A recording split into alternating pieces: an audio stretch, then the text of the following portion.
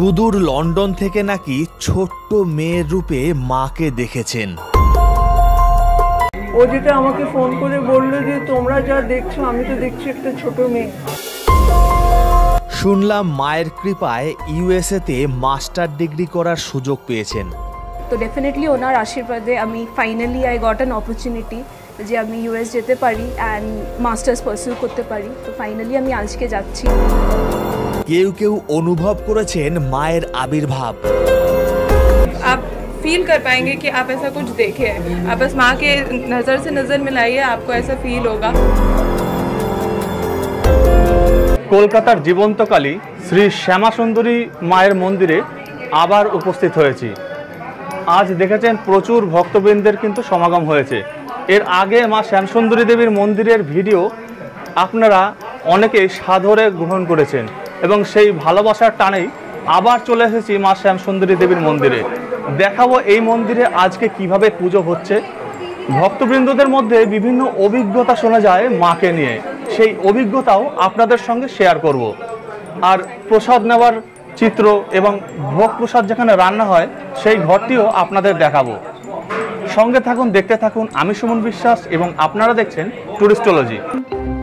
Sealdah station থেকে বাস, auto কিংবা হেঁটে সুকিয়া স্ট্রিট নেমে রামমোহন হলের পেছনের বাড়িতে মা স্বয়ং বিরাজিত। 1 জানুয়ারিতে ছিল মায়ের বিশেষ পূজা, তাই বছরের প্রথম দিন পৌঁছে গিয়েছিলাম মায়ের কাছে। মন্দির প্রাঙ্গণ তখন অসংখ্য ভক্তের ভিড়ে গমগম করছে।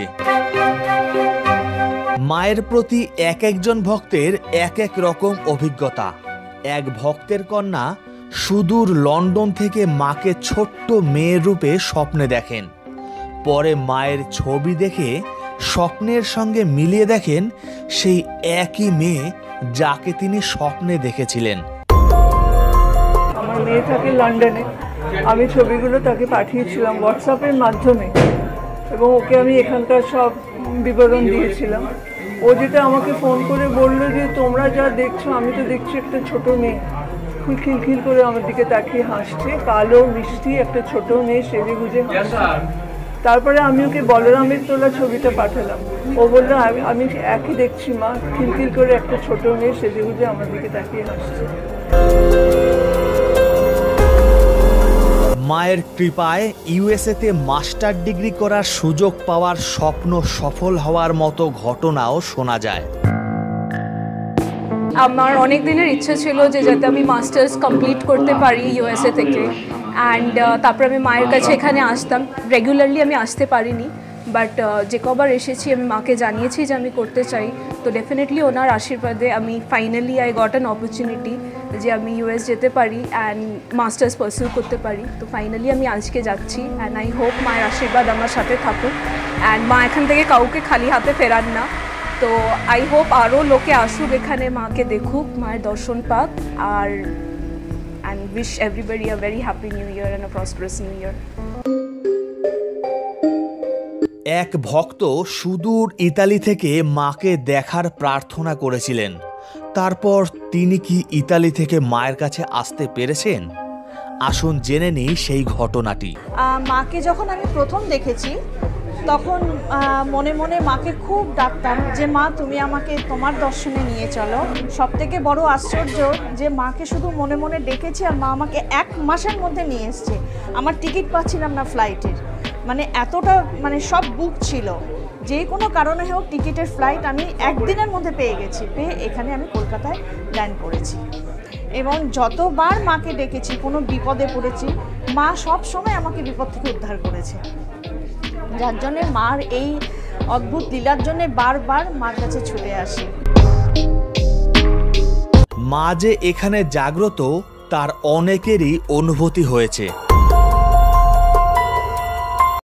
माँ यहाँ पे सच में जीवंत है। हम लोग यहाँ पे काफ़ी दिन से आ रहे हैं और माँ को यहाँ पे मतलब माँ का आँख हिलता हुआ या माँ का हाथ हिलता हुआ ज़रूर देखे हैं। मतलब आप फील कर पाएंगे कि आप ऐसा कुछ देखे हैं, आप बस माँ के नज़र से नज़र मिलाइए, आपको ऐसा फील होगा।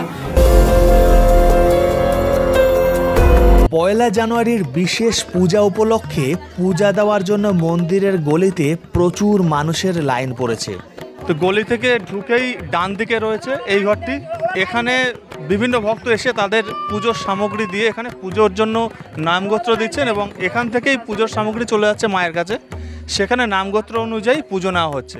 এখানে পুজো নেওয়া হচ্ছে। এখানে সবাই চাল, কলা, ফুল, ফল, মিষ্টি, শাড়ি, কেউ সোনার চোখ দিচ্ছেন, কেউ টিপ দিচ্ছেন, যার যা মনের ইচ্ছে সবাই এখানে দিচ্ছেন। আমি এখানে পুজোগুলো নিচ্ছি। নামগোত্র লেখা হচ্ছে, এই নামগোত্র দিয়ে বাবা সবার পুজো মায়ের কাছে পৌঁছে দেন। দেখুন মন্দিরের সামনে কিন্তু খুব সুন্দর করে সাজানো হয়েছে, পিঙ্ক এবং হোয়াইট বেলুন সঙ্গে আর্টিফিশিয়াল ফুল পাতা ইত্যাদি রয়েছে এবং গর্ভগৃহে মায়ের মূর্তিটা অসাধারণ লাগছে আজকে। এখনই অঞ্জলি শুরু হবে। অঞ্জলি দেওয়ার জন্য সবাইকে একটি ঝুড়ি থেকে ফুল, বেলপাতা ইত্যাদি দেওয়া হচ্ছে।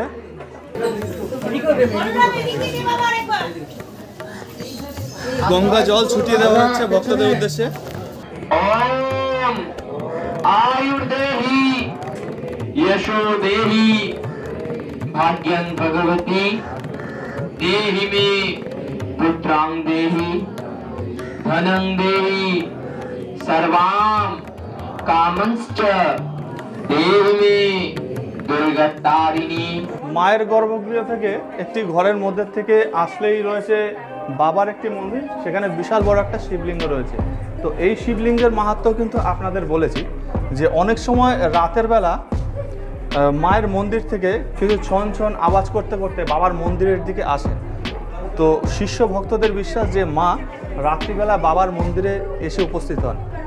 তো সেই শিবলিঙ্গটাকে আপনারা দেখছেন আজকে প্রচুর ভক্তরা জল ঢেলেছেন, ফুল, বেলপাতা এবং এখানেও কিন্তু সাজানো হয়েছিল। তো সেই যে চিত্রটা দেখছেন, আজ যেহেতু জানুয়ারি মাসের প্রথম দিন অর্থাৎ 1 জানুয়ারি, সেই জন্য প্রচুর ভক্ত সমাগম হয়েছে এবং তারা একে একে মায়ের পুজো দেওয়ার সঙ্গে সঙ্গে বাবার মন্দিরে এসে বাবার মাথাতেও জল ঢেলে গেছে। আজকের বিশেষ পুজোয় যে রান্না হবে তার জন্য তরি তরকারি কাটাকাটি চলছে। দেখতে পাচ্ছেন মায়ের এখানে ভোগ প্রস্তুতি চলছে। আজকে মায়ের বিশেষ প্রসাদ আছে, তো সবাই মায়ের প্রসাদের রান্না হচ্ছে, এগুলো দেখতে পাচ্ছেন। আরো অনেক কিছু হবে ভোগের মধ্যে থাকবে। তো সবাই মায়ের আরেকটা হলে প্রত্যেকটা দিন মা শ্যামসুন্দরী মন্দির দুবেলা অন্নপ্রসাদ বিনামূল্যে দেওয়া হয়। প্রত্যেকটা দিন দুবেলা মা শ্যামসুন্দরী মন্দিরে অন্নপ্রসাদ বিনামূল্যে দেওয়া হয়। তো সবাই মায়ের প্রসাদ খেয়ে যাবেন প্রত্যেকটা দিন। আজকে বিশেষ বিশেষ প্রসাদ আছে, পোলাও আছে, পনির আছে, আলুর দম আছে, বেগুন ভাজা আছে, তার সঙ্গে মিষ্টি প্রসাদ আছে, পায়েস আছে, চাটনি। সবাই কিন্তু এই প্রসাদ পেয়েই যাবেন। জয় মা শ্যামসুন্দরী।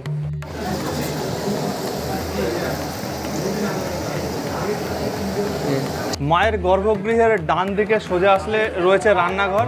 এখানেই মায়ের ভোগ রান্না হয় এবং ভোগ রান্নার পাশেই রয়েছে একটি ঘর, যেই ঘরটাতে ভোগ রান্না হয়ে এখানে রাখা হয়। এখান থেকেই ভোগ চলে যায় মায়ের কাছে এবং প্রতিদিন এখানে বিনামূল্যে অন্নপ্রসাদ দেওয়া হয়। আপনারাও যদি চান মায়ের কাছে পুজো দিয়ে এখানে দুপুরবেলা অন্নপ্রসাদ গ্রহণ করতে পারেন।